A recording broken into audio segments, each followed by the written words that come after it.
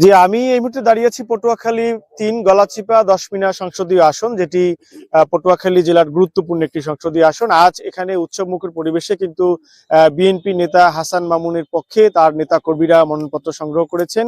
এইমাত্র তারা মনোনয়নপত্র সংগ্রহ করে তারা একটি র্যালি করছেন এবং এই জন্য তারা নেতা কর্মীরা বের হয়ে গেছেন। ইতিমধ্যে কিন্তু মনোনয়নপত্র সংগ্রহ শুরু হয়েছে পটুয়াখালী জেলার ৪টি সংসদীয় আসনের প্রার্থীরাই তারা মনোনয়নপত্র সংগ্রহ করছেন। আমরা যদি বলি যে পটুয়াখালী ৩ সংসদীয় আসনটি বেশ গুরুত্বপূর্ণ একটি সংসদীয় আসন, কারণ এই আসন থেকে নির্বাচন করবেন গণ অধিকার পরিষদের সভাপতি নুরুল হক নূর, যিনি ট্রাক প্রতীক নিয়ে এই আসন থেকে নির্বাচন করবেন এবং এখানে নির্বাচন করার জন্য ইতিমধ্যে মনোনয়নপত্র সংগ্রহ করেছেন হাসান মামুন, যিনি কেন্দ্রীয় বিএনপি সদস্য এবং তিনি ঢাকা বিশ্ববিদ্যালয় ছাত্রদলের সাবেক সাধারণ সম্পাদক এবং সভাপতি ছিলেন। একটি বিষয় হচ্ছে যে পটুয়াখালী ৩ আসন নিয়ে সবসময় কিন্তু একটি আলোচনা থাকে, কারণ এই আসনের কিন্তু গিফট আসন বলা হয় পটুয়াখালীর এই অঞ্চলের মানুষের কাছে। কারণ এর আগের যে সংসদ নির্বাচন হয়েছে ২০১৮ সালে তৎকালীন সিইসি নুরুল হুদার যিনি ভাগ্নে, তাকে কিন্তু মনোনয়ন দেওয়া হয়েছিল এখানে আওয়ামী লীগের একজন হেভিওয়েট প্রার্থীকে বাদ দিয়ে।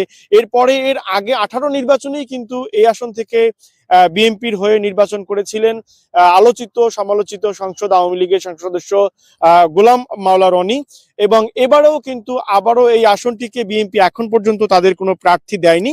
কারণ নুরুল হক নূর যেহেতু এখনো বিএনপির সাথে তারা যুগপৎ আন্দোলন করেছে, জুলাই বিপ্লবে তারা ছিল, সে কারণে তারা বলছে যে দুটি আসন নিয়ে তাদের মধ্যে যে আলোচনা রয়েছে, সমঝোতা রয়েছে, সেটা দুটি আসনে কিন্তু তারা প্রার্থী দেন। এর মধ্যে পটুয়াখালী এই ৩ আসনটি রয়েছে।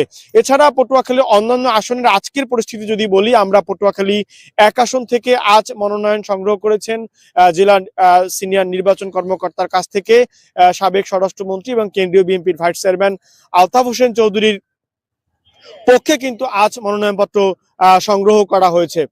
একটি বিষয় হচ্ছে যে পটুয়াখালীতে যদি বলি যে নির্বাচনী উৎসব মুখর পরিবেশেই কিন্তু ইতিমধ্যে নির্বাচনী ডামাডোল শুরু হয়েছে। বিভিন্ন আসন থেকেই কিন্তু সম্ভাব্য প্রার্থীরা তারা মনোনয়নপত্র সংগ্রহ করছেন। এই পরিস্থিতিতে কিন্তু এখানকার সব থেকে পটুয়াখালী ৩ এবং পটুয়াখালী ২ এবং পটুয়াখালী ৪ এই ৩টি আসনে তীব্র প্রতিদ্বন্দ্বিতা হওয়ার আশঙ্কা রয়েছে, কারণ এখানে হেভিওয়েট প্রার্থীদের পাশাপাশি অন্যান্য দলের প্রার্থীরাও কিন্তু একটি ভালো অবস্থানে রয়েছে। সেই ক্ষেত্রে পটুয়াখালীর এই আসনের যে পরিস্থিতি সেটি কিন্তু এমন উৎসব মুখর বিরাজ করছে এবং আগামী ২৯ তারিখে এইসব আসনে মনোনয়নপত্র তারা সকলেই হয়তো প্রার্থীরা নিজেরা উপস্থিত হয়ে তারা জমা দিবেন। পটুয়াখালীর গলাচিপা থেকে আমার কাছে নির্বাচনী পরিবেশ নিয়ে ছিল